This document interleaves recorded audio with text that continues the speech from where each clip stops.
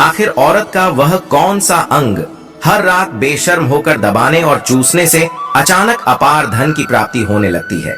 लोग औरत का कौन सा अंग दबा और चूस कर अमीर बन जाते हैं? जो भी मनुष्य औरत का यह अंग दबाता या चूसता है, उसके घर में सदा मां लक्ष्मी का वास रहता है और महालक्ष्मी की कृपा सदैव बनी रहती है। तो दोस्तों, आज की इस वीडियो में हम आपको एक सच्ची कहानी के माध्यम से बताएंगे कि औरत का वह कौन सा अंग है जिसे हर पुरुष को दबाना और चूसना चाहिए। अधूरी जानकारी विष के समान होती है, इसलिए वीडियो को बीच में ना छोड़ें। दोस्तों, एक बार की बात है, एक गांव में रामदास नाम का एक व्यक्ति रहता था। वह अपनी पत्नी से बहुत ज्यादा परेशान था, क्योंकि उसकी पत्नी बात बात पर हमेशा उसे ताना मारा करती थी। तुम्हारे पास है ही क्या, घर में खाने तक को कुछ नहीं है? दोस्तों, उसके घर में बिल्कुल कंगाली छा गई थी। एक भी रुपया नहीं था और उसके घर में खाने के लिए अन्न का एक दाना तक नहीं था। दोस्तों, एक तो घर में खाना नहीं, ऊपर से पत्नी का ताना। वह बहुत परेशान हो गया था। उसे समझ नहीं आ रहा था कि मैं क्या करूं। एक दिन की बात है, जब वह अपने घर से एक सुनसान रास्ते पर निकल गया। वह बहुत ही सुनसान रास्ते पर चल ही रहा था कि उसे एक साधु तपस्या करते हुए दिखाई दिए। वह उनके पास जाकर बैठ गया। जब साधु ने अपना तप खत्म किया तो रामदास उनके सामने जोर जोर से रोने लगा। साधु ने रामदास से कहा, पुत्र, तुम्हें क्या दिक्कत है? तुम क्यों रो रहे हो? आखिर तुम्हें क्या परेशानी है? तब रामदास ने साधु महाराज से कहा, हे महाराज, मेरी एक पत्नी है जो कि मुझे रोजाना ताना मारती है। मैं गरीब हूं तो मैं क्या करूं? कितना भी कुछ कर लूं लेकिन धन कमा ही नहीं पाता हूं। मेरा एक छोटा सा धंधा था, वह भी पत्नी के क्लेश की वजह से चौपट हो गया। वह दिन रात मुझसे झगड़ा करती है। अब तो मैं दाने दाने के लिए परेशान हो गया हूं। हमारे घर में खाने के लिए कुछ भी नहीं है, इसके अलावा पहनने के लिए वस्त्र भी नहीं है। लेकिन मैं अपनी पत्नी को समझाता हूं कि वह मुझे ताने ना मारे, मुझसे झगड़ा ना करे, लेकिन वह बिल्कुल भी नहीं मानती। साधु जी, इसी वजह से मैं बहुत ज्यादा परेशान हूँ। इसी वजह से मैं घर छोड़कर यहाँ आया हूँ। तब साधु जी कहते हैं, रो मत बेटा, मैं तुम्हें एक काम बताने जा रहा हूँ जो तुम्हारी किस्मत चमका देगा। तुम्हें अपनी औरत का सिर्फ यह अंग बेशर्म होकर कर दबाना और चूस लेना है। अचानक तुम्हारे घर में धन की प्राप्ति होने लग जाएगी। तुम देखते ही देखते अमीर बन जाओगे। साधु जी कहते हैं, जो भी पुरुष औरतों का यह अंग दबाता या चूसता है, उसके घर में कभी भी धन की कमी नहीं रहती है और ना ही उसके घर में लड़ाई होती है। वह जो भी व्यापार करता है उसमें हमेशा तरक्की होती है। साधु जी ने कहा, अब मैं तुमको औरत के उन अंगों के बारे में बताने जा रहा हूँ। इसे ध्यान से सुनना और अपने जीवन में इस पर गौर करना। तब रामदास साधु जी महाराज की बातें बहुत गौर से सुनता है और कहता है कि जितना जल्दी हो सके मुझे यह बता दो दोस्तों। तभी साधु जी महाराज उस आदमी को एक कहानी सुनाते हैं और बताते हैं कि एक नगर में एक किसान रहता था। उसके बहुत सारे खेत थे जिस पर वह दिन रात मेहनत करता था। उसके घर में किसान और उसकी पत्नी रहा करते थे। उस किसान और उसकी पत्नी में आपस में बहुत ज्यादा प्रेम था। उसके घर में किसी भी प्रकार की लड़ाई झगड़ा या क्लेश नहीं होता था। इसी वजह से उसके घर में सदैव महालक्ष्मी का वास रहता था और उसके खेतों में इतनी ज्यादा पैदावार होती थी कि वह दिन प्रतिदिन और अमीर होता जा रहा था। उस किसान और उसकी पत्नी में इतना प्रेम था कि आसपास के लोग उन्हें देखकर जल जाया करते थे। धीरे धीरे उसके पूरे गांव के लोग जान गए कि किसान और उसकी पत्नी में बहुत ज्यादा प्रेम है। धीरे धीरे यह बात उस नगर के राजा तक पहुंच गई। दोस्तों, किसान और उसकी पत्नी की बात जब राजा के पास पहुंचती है तो राजा भी उसके प्रेम की काफी ज्यादा तारीफ करते हैं। वह सभी से बताते हैं कि हमारे नगर में एक किसान और उसकी पत्नी रहते हैं जिनमें कभी भी लड़ाई झगड़े नहीं होते हैं। उन दोनों में आपस में इतना प्रेम है कि मैंने ऐसा अपनी जिंदगी में कभी भी नहीं देखा। एक बार की बात है, राजा पूरे नगर में ढिंढोरा पिटवा देता है कि इस नगर में जितने भी लोग हैं वह सभी अपने घर में घी का दिया जलाएंगे। राजा की पत्नी पूछती है कि आप ऐसा क्यों कर रहे हैं? सबके घर में घी का दिया क्यों जलवा रहे हैं? राजा अपनी पत्नी की बात सुनकर कहते हैं, दीपक प्रेम की निशानी होता है।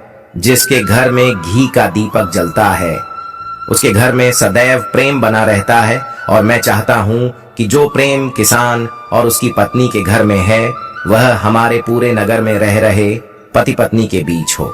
इसीलिए मैं हर घर में दीपक जलाना चाहता हूँ।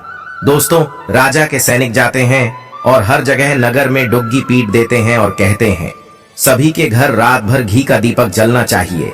दोस्तों, राजा की बात मानकर सभी नगरवासी अपने घर में दीपक जला देते हैं, लेकिन जैसे ही आधी रात होती है सभी के घर के दीपक बुझ जाते हैं, लेकिन किसान के घर का दीपक वैसे ही जलता रहता है। दोस्तों, दीपक हमेशा किसान की पत्नी जलाती थी, लेकिन उसकी बात नहीं मानती थी। वह हमेशा अपनी मनमानी करती थी। उसका जो भी मन करता था वही काम करती थी, लेकिन किसान को इस बात से कोई भी दिक्कत नहीं होती थी, क्योंकि किसान बहुत समझदार था। किसान सोचता था यदि मैं अपनी पत्नी को रोक टोक करूंगा तो घर में बेवजह ही लड़ाई झगड़ा होंगे। कई चीजें किसान इस वजह से अनदेखा करता था कि उसके घर में प्रेम बना रहे राजा अपने महल को छोड़कर पूरे नगर का नजारा देख रहे थे। उन्होंने देखा कि सारे नगर में किसी के घर में दीपक नहीं जल रहा है, लेकिन किसान के घर में दीपक जल रहा है। तब राजा अपनी रानी से बोलता है कि देखो, किसान और उसकी पत्नी के घर में दीपक जगमगा रहा है, लेकिन पूरे नगर में कहीं भी दीपक नहीं जल रहा है। इसी से पता लगता है कि किसान और उसकी पत्नी में कितना प्रेम है। तब राजा की पत्नी राजा से बोलती है कि जो किसान और उसकी पत्नी में प्रेम है वह किसान की पत्नी की वजह से है, और इसी वजह से उसके घर में इतना ज्यादा प्रेम है। दोस्तों, जब राजा रानी की बात सुनता है तो कहता है नहीं, तुम्हारा सोचना गलत है। जो प्रेम किसान के घर में है वह उसकी पत्नी की वजह से नहीं है, बल्कि वह किसान की वजह से है। रानी कहती है कि किसान की पत्नी बहुत ज्यादा समझदार है। आपका सोचना गलत है, और यही वजह है जो कि उनके घर में कभी भी लड़ाई झगड़ा नहीं होता है। राजा कहता है कि किसान समझदार है, और रानी कहती है कि किसान की पत्नी समझदार है। दोस्तों, इसी तरह कुछ देर चलता रहा। इसी बात को लेकर राजा और रानी के बीच काफी झगड़ा हो गया। इसके बाद रानी राजा की दाढ़ी उखाड़ ली और राजा ने रानी को उठाकर पटक दिया। इसके बाद राजा कहता है हम लोगों को झगड़ा करने की जरूरत नहीं है, क्यों ना हम किसान और उसकी पत्नी की परीक्षा ले लें। सारा दूध का दूध और पानी का पानी हो जाएगा। लड़ाई करने के बाद इस बात पर राजा और रानी दोनों सहमत हो गए और दोनों की परीक्षा लेने के लिए तैयार हो जाते हैं। तब राजा अपने महल में जाता है और एक पुरुष सैनिक को बुलाता है और पुरुष सैनिक से बोलता है कि तुम किसान के पास जाओ और जो जो प्रश्न मैं तुमसे बोल रहा हूँ वह तुम किसान को बोल देना। वह पुरुष सैनिक बोलता है ठीक है महाराज। वह सैनिक राजा की बात सुनकर किसान के पास जाता है। उस समय किसान की पत्नी खेतों में गई थी, लेकिन किसान की कुछ तबीयत ठीक नहीं थी, इस वजह से वह खेतों पर नहीं गया था। इस समय वह सैनिक किसान के घर पहुंच जाता है और किसान से कहता है मैं राज दरबार से आया हूँ, राजा साहब ने मुझे भेजा है। दोस्तों, किसान कहता है बताइए मैं आपकी क्या सेवा कर सकता हूँ। आप बैठ जाइए, मैं आपके लिए पानी लेकर आता हूँ। तभी वह सैनिक बोलता है कि नहीं, तुम कुछ भी मत लाओ, मैं राजा का सैनिक हूँ, बस आपके पास राजा का समाचार लेकर आया हूँ। तब किसान कहता है ठीक है, आप मुझे बताओ राजा साहब ने मेरे लिए क्या समाचार भेजा है।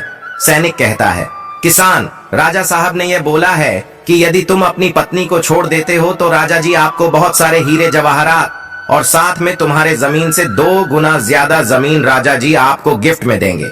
इसके अलावा राजमहल का आधा हिस्सा भी आपको दिया जाएगा।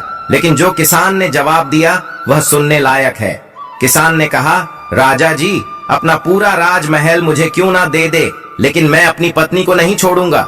जाओ और अपने राजा से कह दो किसान ने ऐसा कहा है। सैनिक जाता है और राजा को सारी बातें बताता है। इस समय रानी वहां पर सैनिक की बात सुन रही थी। सुनने के बाद रानी ने कहा आपने किसान की तो परीक्षा ले ली, लेकिन किसान की पत्नी की परीक्षा नहीं ली है। इस तरह से हम कैसे पता कर सकते हैं कि कौन समझदार है। इसके बाद रानी ने कहा कि अब मैं भी किसान की पत्नी की परीक्षा लेना चाहती हूँ। जब दोनों की परीक्षा हो जाएगी तभी पता चलेगा कि कौन समझदार है। फिर रानी ने भी एक सैनिक बुलाया और कहा कि मेरी बात किसान की पत्नी को बोलना और याद रखना, यह बात तभी बताना जब किसान वहां पर ना हो। सैनिक ने पूछा कि रानी क्या बात बतानी है, वह तो बताओ। तो रानी ने सैनिक को सारी बात बता दी। सैनिक किसान के घर जाता है और उसके घर में आवाज लगाता है तो उसके घर से किसान की पत्नी निकल कर आती है और कहती है, बताओ क्या हुआ, क्यों ढिंढोरा पीट रहे हो? तो सैनिक ने कहा कि राजमहल से आया हूँ, मुझे रानी ने भेजा है। किसान की पत्नी ने कहा, बताओ किस लिए आए हो? तब सैनिक ने कहा, रानी ने बोला है, यदि तुम अपने पति किसान को मार देती हो तो आपको बहुत सारे हीरे जवाहरात रानी आपको देंगी और साथ में राजमहल का आधा हिस्सा भी आपको मिलेगा। इसके अलावा जितनी भी आपकी जमीन है वह तो आपकी रहेगी, लेकिन उसकी 2 गुना जमीन भी रानी आपको देगी। यह बात सुनकर किसान की पत्नी तैयार हो जाती है, कहती है, ठीक है, यदि मुझे रानी साहिबा देंगी तो मुझे मंजूर है, मैं अपने पति को मार दूंगी। तब सैनिक पूछता है कि रानी को कैसे पता चलेगा कि आपने अपने पति को मार दिया है? तभी किसान की पत्नी बोलती है, मेरे घर में जो दीपक जल रहा है, जब मैं किसान को मार दूंगी तो उसे बुझा दूंगी, तभी आपको पता चल जाएगा कि मैंने किसान को मार दिया है। अब सैनिक किसान की पत्नी की बात सुनकर राजमहल जाता है और रानी को सारी बात बताता है। किसान की पत्नी की बात सुनकर रानी बहुत अचंभित हो जाती है। राजा और रानी को स्त्री जात से नफरत होने लगती है। उसी समय राजा अपने नगर के सभी लोगों को बुलाता है और कहता है कि मैं चाहता हूं कि मेरे और मेरी पत्नी की वजह से किसान की जान ना जाए। तुम लोग ऐसा करो, उस किसान के घर जाओ और सारी बातें बता दो और उस किसान को बचा लो, वरना किसान की पत्नी उसे मार देगी। इधर सैनिक किसान के घर जाते हैं और सोचते हैं कि किसान की पत्नी किसान को रात में मारेगी और दिया बुझाएगी। इससे पहले ही हम किसान के घर में पहुंच जाते हैं और किसान को बचा लेते हैं। दोस्तों, जैसे ही राजा के सैनिक किसान के घर पहुंचते हैं तो देखते हैं कि किसान तो मरा पड़ा हुआ है। तो सैनिक किसान की पत्नी से बोलते हैं कि तुमको तो किसान को रात में मारने के लिए बोला गया था, लेकिन आपने अभी किसान को क्यों मार दिया? तब उस किसान की पत्नी बोलती है कि किसान को तो मुझे मारना ही था, रात में तो मुझे सिर्फ दिया ही बुझाना था, इसलिए किसान को तो मैंने दिन में ही मार दिया है। सभी सैनिक तुरंत ही किसान के घर से दौड़े दौड़े जाते हैं और राजा रानी को सारी बातें बताते हैं। राजा और रानी क्रोध से आग बबूला हो जाते हैं।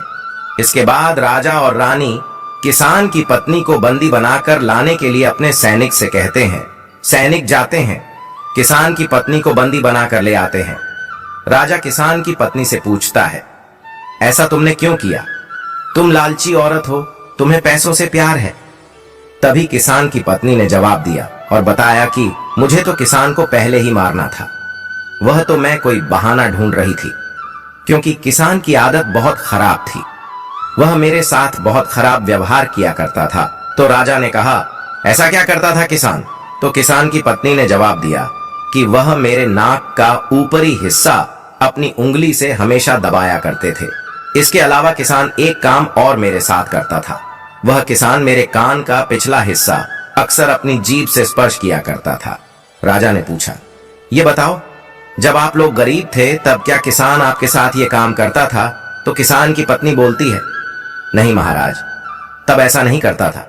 तब राजा ने कहा, मैं समझ गया कि किसान ऐसा क्यों करता था। उसी समय साधु जी ने रामदास से पूछा, तुम्हें कुछ समझ में आया औरत का कौन सा अंग दबाने तथा चूसने से लोगों को अचानक धन की प्राप्ति होती है? तो रामदास ने कहा, नहीं साधु जी, मुझे अभी समझ में नहीं आया। तभी साधु जी कहते हैं, अगर अभी समझ नहीं आया तो मैं फिर से आपको बताता हूं। किसान अपनी पत्नी के साथ जो पहला काम करता था वह है, उसके नाक के ऊपरी हिस्से को अपनी उंगली से दबाता था। तो जिस भी मनुष्य के घर में पैसों की किल्लत है उसे अपनी उंगली से औरत के नाक के ऊपरी हिस्से को जरूर दबाना चाहिए। दोस्तों, औरत के नाक के ऊपरी हिस्से को बहुत शुभ माना जाता है। इसी वजह से जो यह काम करता है वह हमेशा धनवान पुरुष बन जाता है। दूसरा काम है, जो भी पुरुष औरत के कान का पिछला हिस्सा अपने जीभ से स्पर्श करता है उसके किस्मत के द्वार खुल जाते हैं, उसे अचानक धन की प्राप्ति होती है। ऐसा इसीलिए होता है क्योंकि औरत के कान के पिछले हिस्से में माता लक्ष्मी का वास होता है। जब आप ऐसा करते हैं तो माता लक्ष्मी आपसे प्रसन्न हो जाती है और आपको अपार धन देती है। और आपने एक बात तो जरूर सुनी होगी, औरतें माता लक्ष्मी का रूप मानी जाती है। यही वजह है इस संसार में जो भी मनुष्य यज्ञ पवित्र काम करता है उसका घर धन से भर जाता है, जो कि इस कहानी में किसान भी अपनी पत्नी के साथ करता था। लेकिन आप जब भी ऐसा काम करें तब आपको अपनी पत्नी को पूरी बात बता देनी चाहिए, अन्यथा आपके जीवन में ऐसा अनर्थ भी हो सकता है। दोस्तों, आज का ज्ञानवर्धक वीडियो कैसा लगा कमेंट करके जरूर बताएं। धन्यवाद।